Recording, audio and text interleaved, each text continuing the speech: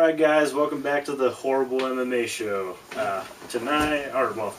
On this show we want to talk about the Fox 13 card for the UFC. And did you want to go through the whole thing? Or? No, we'll do the main card? Yeah, the Fox Sports 1 prelims through the top. The Fight Pass prelims we may touch on later if we have time. But I just want to kind of run through the televised fights. Gotcha. Alright, so the first fight of the night, Brian, I don't even know how to say his Barberena versus Joe Ellenberger. Ellenberger is obviously the brother of Jake Ellenberger. He fights at 155. And in his last fight, honestly, he kind of squeaked by. And I think Barberena is he's a UFC debut. And I don't see this fight being terribly great, but I think Ellenberger comes away with the decision. Yeah, I mean, it's one of those situations where I've never heard of the first guy, and Joe Ellenberger, I've only heard of his brother, so I honestly couldn't give you a very educated opinion on this one, so I'm just going to not... We're going to go with a draw now? Sure. And then next we got Derek Brunson versus Ed Herman. Ed Herman is Ultimate Fighter runner-up. Yeah, a long time ago. And Derek Brunson is from Strikeforce. And I think I'm gonna go with. This one's hard to call. I'm gonna go with Ed Herman only because I've met him, and he's a nice guy. I think he'll win. I think it'll be a slugfest. I really do. Yeah, it'll be good. Ed Herman brings nothing but excitement to the cage. Like, he doesn't care about scoring points. He wants to put you away in some fashion, whether it be knockout, submission. He doesn't care. He wants to hurt you. And yeah, he's kind of like a. Now I'm drawing a blank. I just had his name. Yep. Lightweight has the most fight of the night bonuses. Diego? No, not Diego. Joe Lozon. Oh yeah. Yeah, he's kind of like a Joe Lozon, but at middleweight. And I've always liked Ed Herman, even on The Ultimate Fighter, when a lot of people thought he was a douchebag. I still always liked him. So, yeah, I'm going with Ed Herman on this one, by decision. Next, we got Drew Dober versus Jamie Varner. Drew Dober is from Colorado. Well, he's moved here. He's coming off of the loss to Nick Hine. And then Jamie Varner is coming off of the loss to James Krause, in which he pretty much destroyed his ankle. Like right in the first minute of that fight. Jimmy Varner, both these guys have their back against the wall. Dober hasn't won in the UFC yet, and Varner, ever since he came back and beat Edson Barboza, he's lost 3 straight.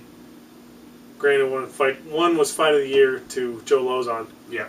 But and he took that fight on short notice. Yeah, that was a great fight. But my pick, I'm going to go hometown boy again because I want to see him win because he's a nice guy. And I'd like to see him get another shot. This is a tough matchup for Dober, but I'm going to go with Dober. I would like to see Dober win. Do I truly believe it? Yes. I don't know. It's kind of hard to pick a winner for this fight, partially because of our personal hometown biases and also because of, like injuries. You never know how like, it's his first fight since his injury. You never know how people are going to look after that, if they're going to look the same. And the truth is, Jamie Varner didn't look that great before he got injured anyway. So other than the fight with Lozon. But I think that Jamie Varner is a solid fighter. He's really good. Yeah, he's got a lot of, useful skills, and I think that he'll probably take it if he looks as good as he did before. When he was in WEC, when he was the champ there for a while. Yeah, when you fake injuries to call timeout. Yeah, exactly. Yeah, I mean... Moving on. We got Joe Riggs making his comeback to UFC versus Kilby, Ben Saunders.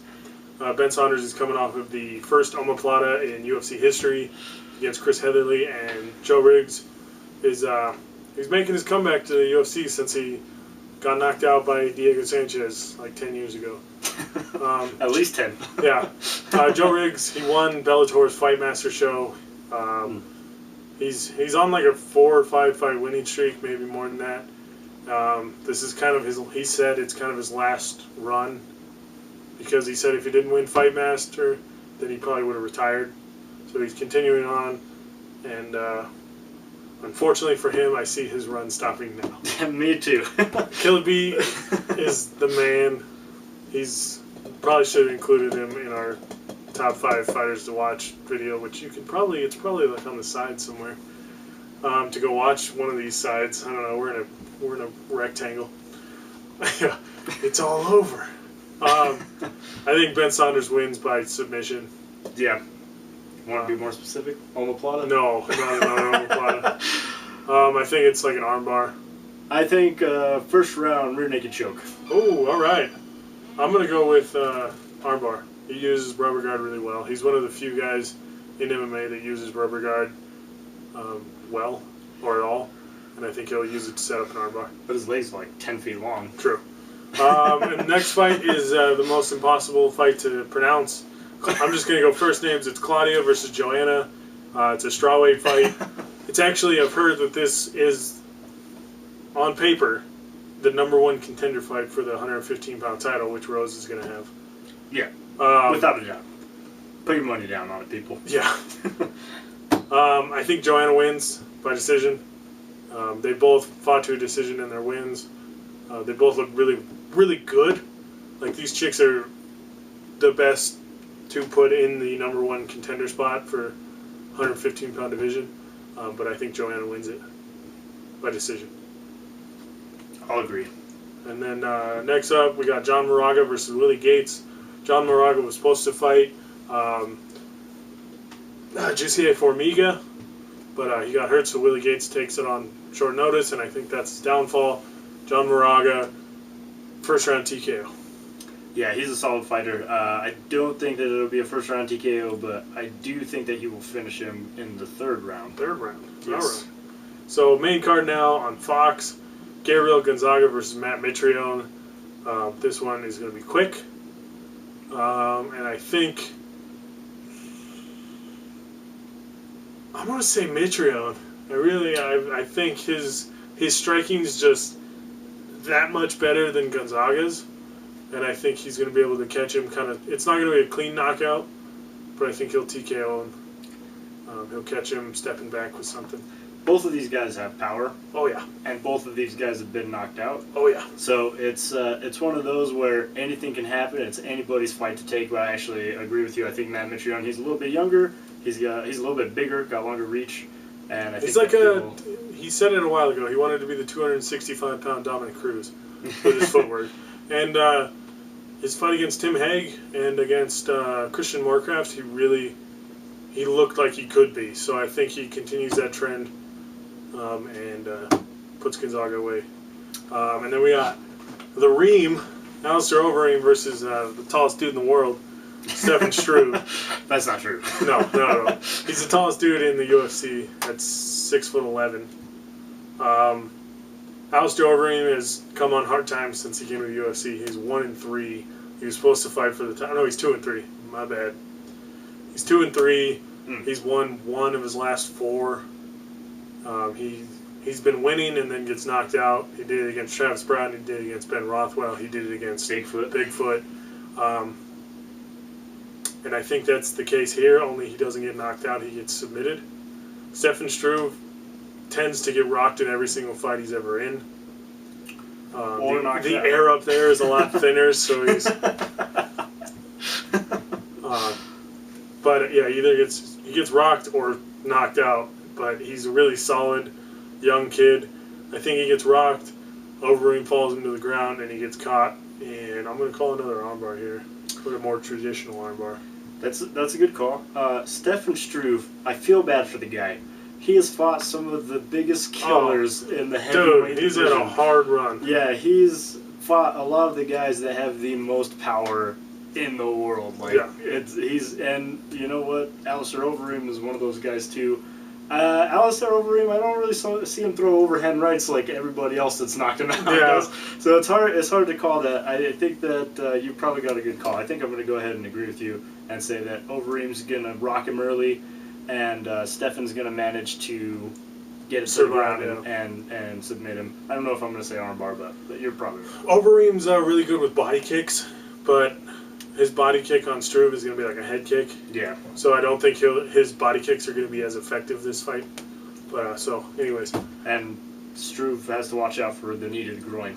Because the uppercut to the groin. Most people's bodies would be so. And then co-main event, the returning Nate Diaz versus Rafael Dos Anjos. Dos Anjos has been on a freaking roll, knocking out Ben Henderson, and just really, his only loss in his last 8 fights is to Khabib. Nate Diaz is coming back. He's been off for over a year, kind of contract disputes, this and that. I think Dos Anjos keeps his role alive, and he beats Diaz by decision.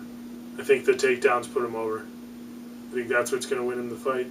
It's going to be close on the feet, but Dos Anjos' takedowns and top control are going to be what wins him it. Yeah, I don't see either guy finishing the other. They both have really sick jiu-jitsu. They both have good stand-up. And Nate Diaz has only been finished once. One time. Well, in the UFC. Yeah. Because Hermes Franca, I think, knocked him out or finished him. But anyways.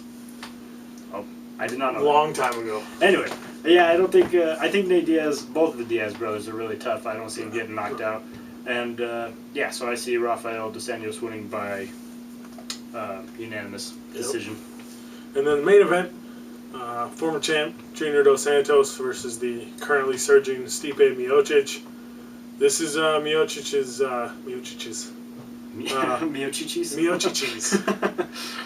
this is his big chance to assert himself as a legitimate top 5. Like he's really good. It's his chance to really put himself out there and make his claim to get the next shot after Fabricio.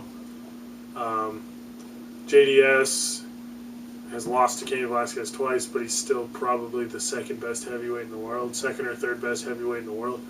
So unfortunately, I see for Stipe, I think he's going to put up a really great fight, but I think JDS is going to be just too much for him. I think that you're absolutely right, but I think that this fight will elevate Stipe, win or lose. Yeah, I think either way he shows up, he puts on a good show. He's going to go out on his shield. Yeah. And really impress a lot of people. Yeah. He's going to go out and make his name. You know, Stipe Miocic might be a name that a lot of just casual fans may have heard of, but they're not like, real familiar with him. But I think after this fight, he puts himself on the map, win or lose. Yep. And unfortunately for him, I think he's going to lose. It's not because he's bad, it's because JDS is just that good. Yeah, exactly. Fight of the night. Fight of the night. Oh, man.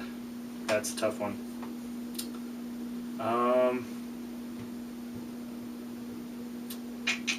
Mine's going to be Ed Herman, Derek Brunson. Oh, that's a good pick. Just for the sake of not agreeing with you, I'm going to go with Nate Diaz versus Rafael Also a solid Anjos. pick. Yeah. Nate Diaz is 2 bonuses behind Joe Lozon for the all-time lead. So he brings it. He knows how to finish people. He knows how to... and Dos Anjos is on a tear lately. Oh, man. Yeah. So I think those two meeting is going to be a good fight. Performance of the night, one of them. My first pick for performance of the night is going to have to be Ben Saunders. I think that he's going to take... Again, for the sake of argument, I'm going to go Matt Mitrione. Gabriel Gonzaga is a knockout. And then what's your second performance of the night? Oh, well, now I can't agree with you. That was my second pick. Oh, man. I'm going to go Ed Herman. Oh, nice. I'm going to go with somebody we haven't talked about. I'm going to go Henry Cejudo versus Dustin Kimura, but I think Cejudo's going to win. He's an Olympic gold medalist in wrestling, making his debut, and I think he's going to be too much for Kimura, and he's going to put him away pretty quickly. So I'm going to call second performance of the night right there. All right, so that's our picks. There you go. MMA. Horrible MMA. Signing off. Boom.